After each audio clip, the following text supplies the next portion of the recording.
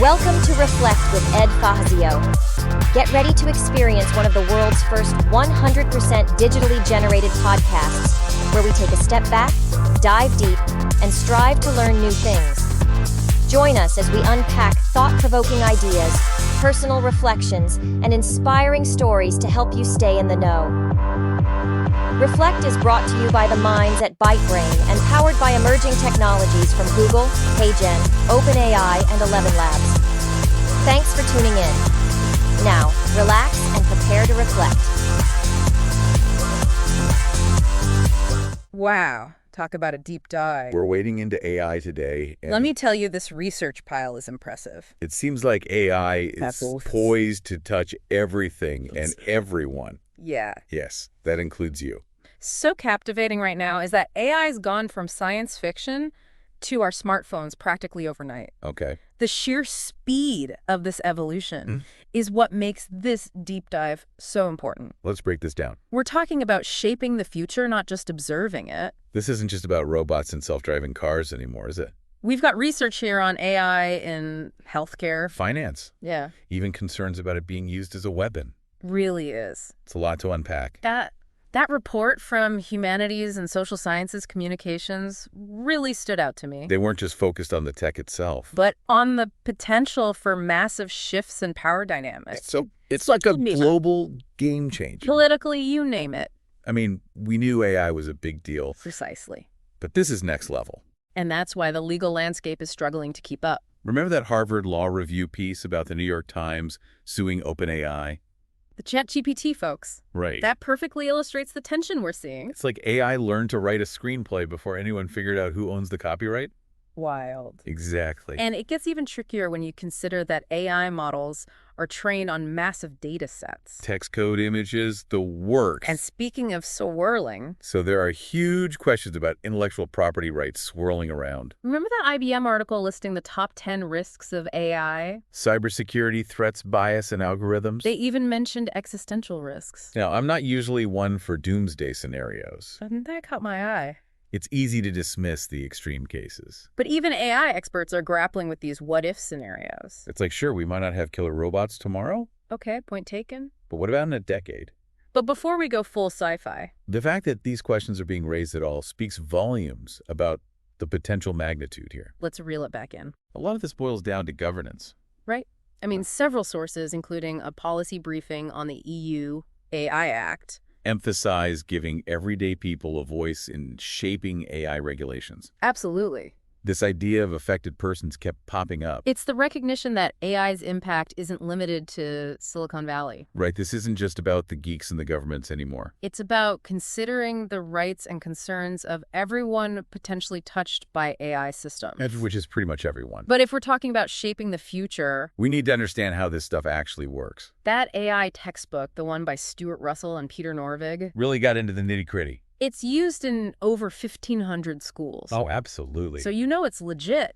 What struck me about that book was its emphasis on the sheer complexity of AI systems. It's not just lines of code. It's about mimicking how humans think and learn, It's like trying to write a rule book for a game whose rules change every time you play. which is no small feat. And that complexity makes ethical development and oversight infinitely more challenging. Speaking of tricky, That Rethink Priorities survey revealed that the public is actually pretty savvy about AI risks. they're not just blindly buying into the hype.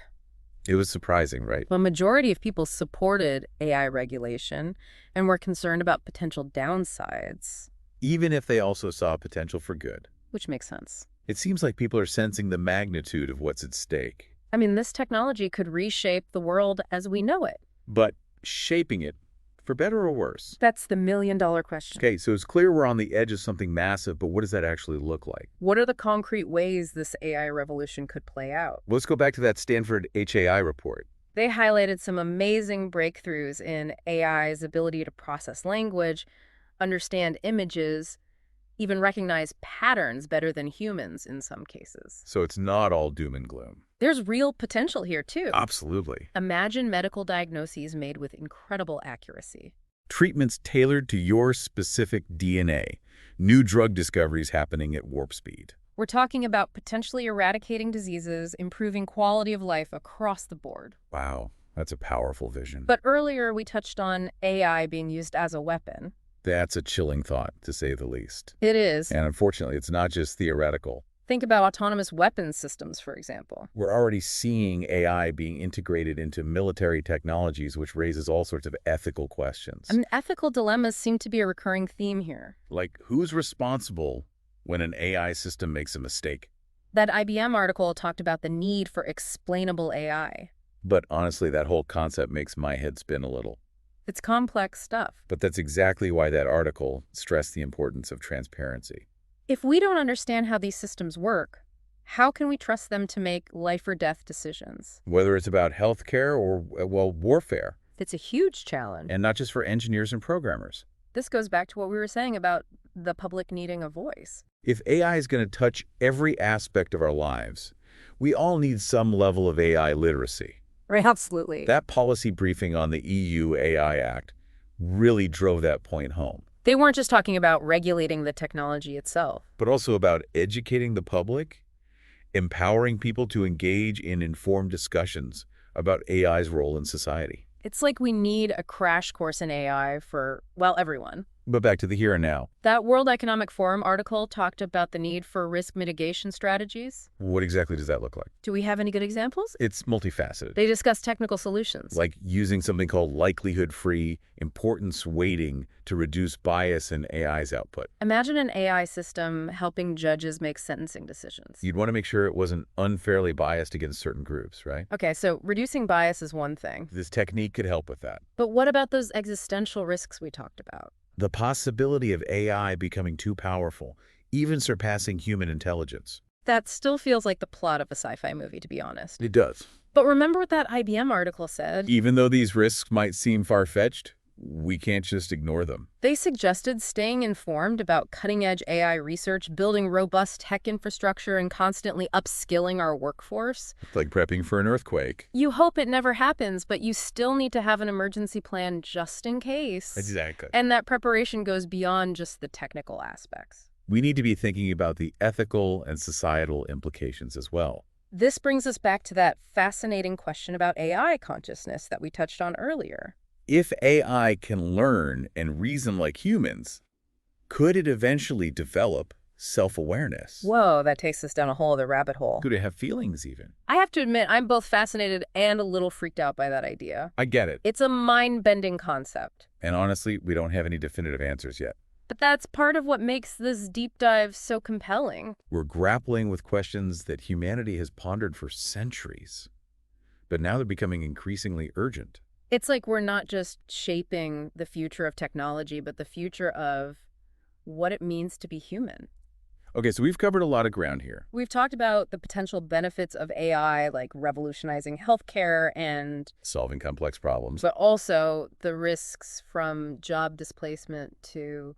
The truly unknown territory of superintelligent AI. It feels like we're standing at the foot of this enormous mountain, not sure if we should climb it or run in the other direction. That's a great analogy. And honestly, there's no easy answer. This isn't like flipping a switch. And speaking of navigating, It's more like navigating a vast, uncharted landscape.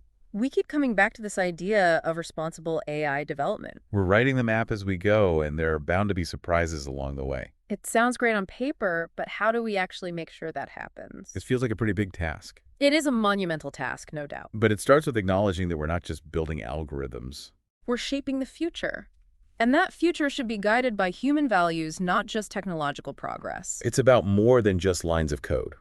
It's about considering the ethical implications. The societal impacts, the whole shebang. Exactly. Remember that World Health Organization guidance on using AI in healthcare? It wasn't just about the technical possibilities. But also about ensuring equitable access to these advancements. Right, because not everyone has equal access to... They stress the importance of transparency, accountability, making sure these technologies benefit everyone, not just a select few. technology or even information. So part of this is making sure the benefits of AI are shared widely.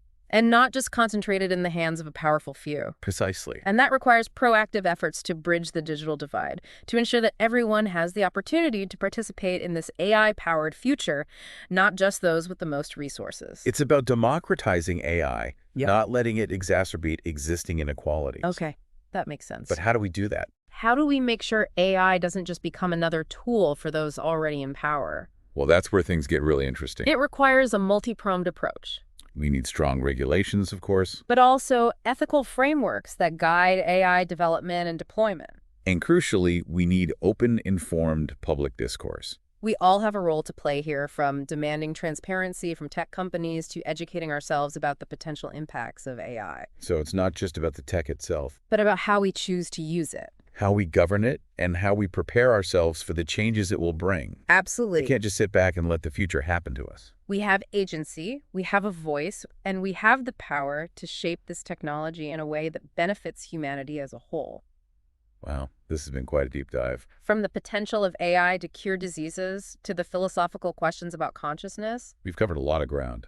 So where do we go from here? What can our listeners do to stay engaged with this rapidly evolving field? That's the key. Stay engaged. Don't shy away from the complexity. Read articles, follow experts on social media, and most importantly, never stop asking questions. The future of AI isn't predetermined. It's being written right now, and we all have a role to play in shaping that story. Beautifully said. So to our listeners, thank you for joining us on this incredible journey into the world of AI. Keep exploring, keep learning, and keep those questions coming. Until next time.